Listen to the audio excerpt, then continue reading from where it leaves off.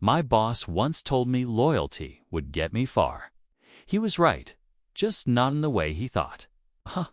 I gave that company everything I had, until I realized they'd already decided what I was worth, and it wasn't much.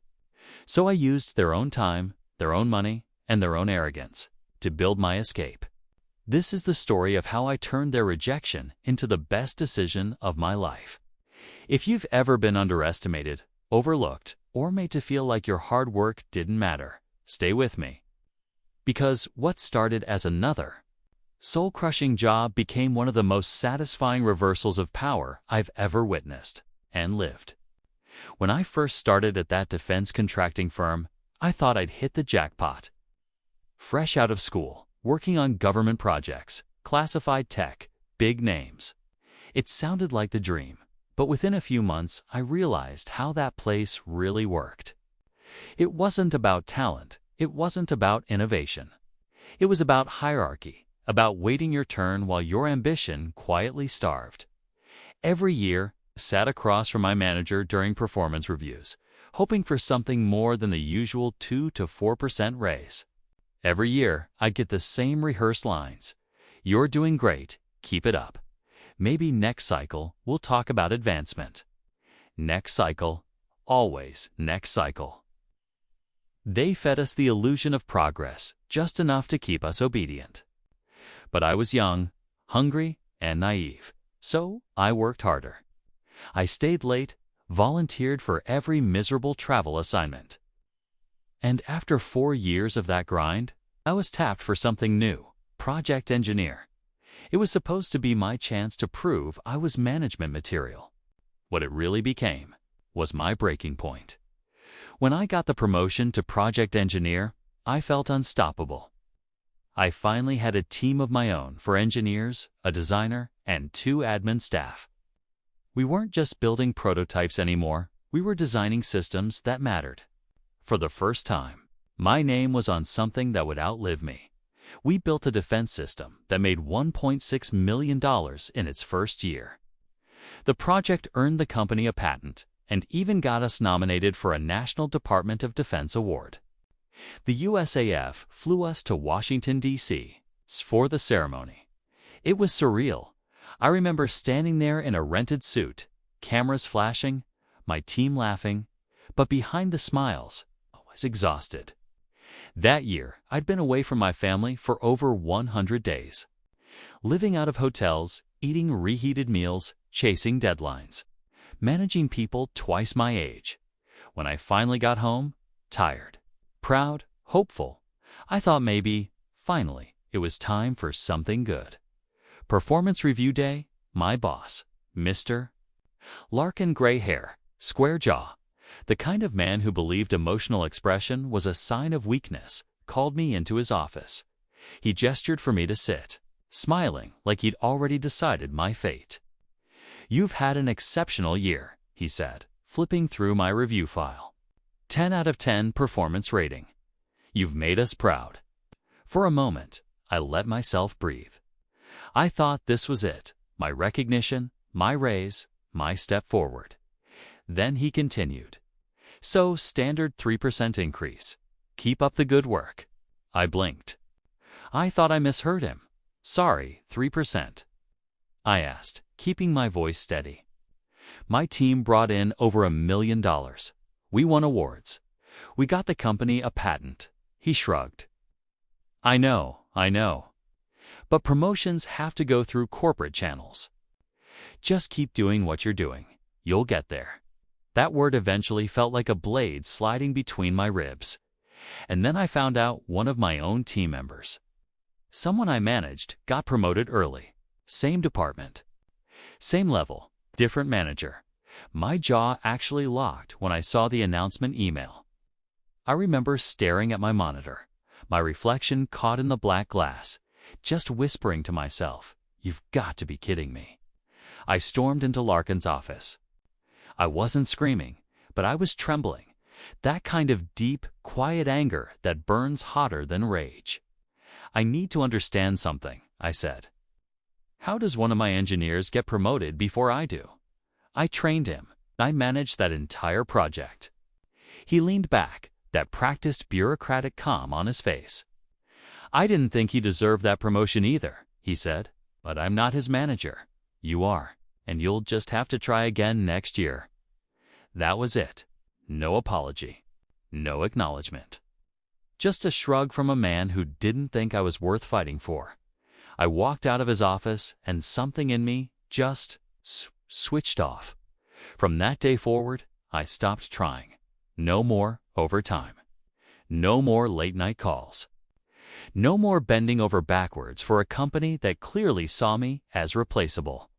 I started leaving at 5 p.m. sharp, used every sick day, every bit of PTO, Fridays off. I called it recharging. They called it a phase. But something else happened. For the first time in years, I could breathe. The constant tension in my chest started to fade. I slept better, ate better, laughed more, and with all that mental space opening up, I started to think not about pleasing them, but about leaving them. One day, my coworker, the same guy who'd gotten that early promotion, told me he was taking MBA evening classes. The company paid for it, but with a catch. If you took tuition reimbursement, you had to stay there for several years afterward. I wasn't about to shackle myself to that place any longer. But the company also had another little-known benefit. It's an education budget for software and technical training. No strings attached.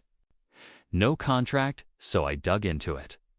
Found courses on finite element analysis and 3D modeling.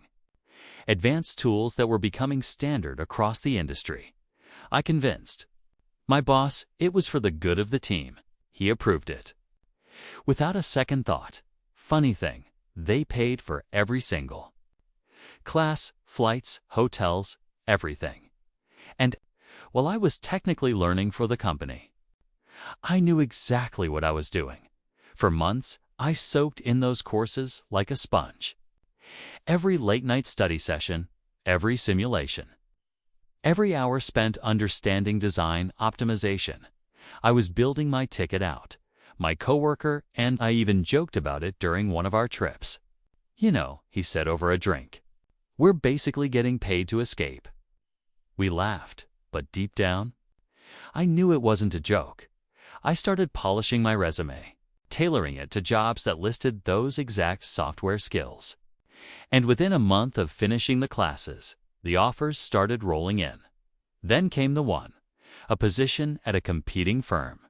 Base salary, double what I made, and overtime pay.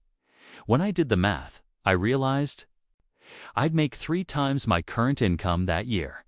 I sat there in my car after getting the offer letter, just staring at the numbers on the page. I didn't feel joy at first. I felt relief.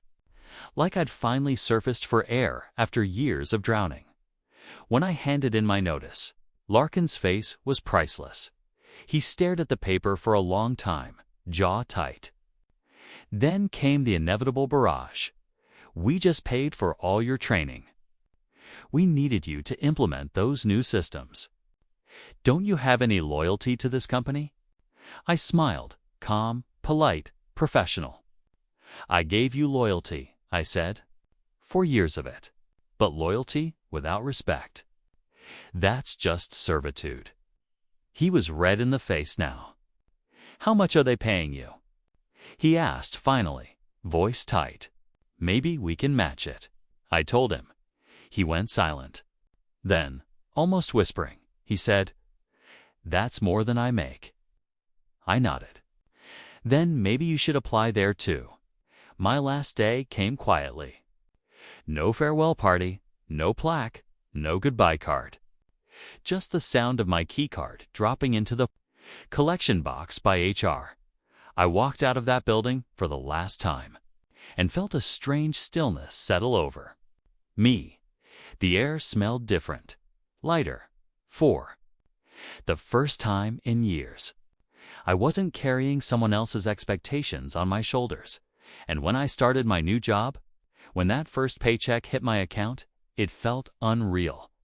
All those sleepless nights, those years of being told next cycle, the missed family dinners, they finally meant something. I didn't burn bridges. I didn't badmouth the company. But word got around. A few months later, I got a message from one of my old teammates. They're struggling without you. Management's in panic mode.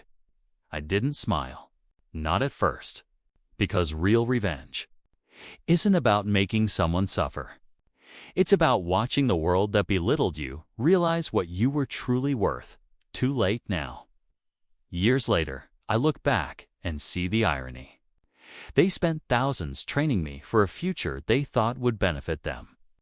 Instead, they built the foundation of my freedom, and every time I look at my pay stub, every time I come home to my family on time, every time I don't feel small anymore, I whisper to myself, thanks for the free education, boss. Sometimes the best revenge isn't loud. It's silent. It's walking away richer, stronger, and freer than the people who once thought they owned you. Loyalty is earned, not owed.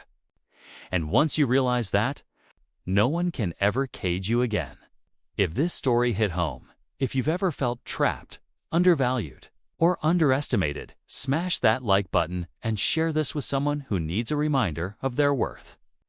Tell me in the comments what's the sweetest revenge you've ever witnessed. And of course, subscribe for more true stories of justice, karma, and self-worth.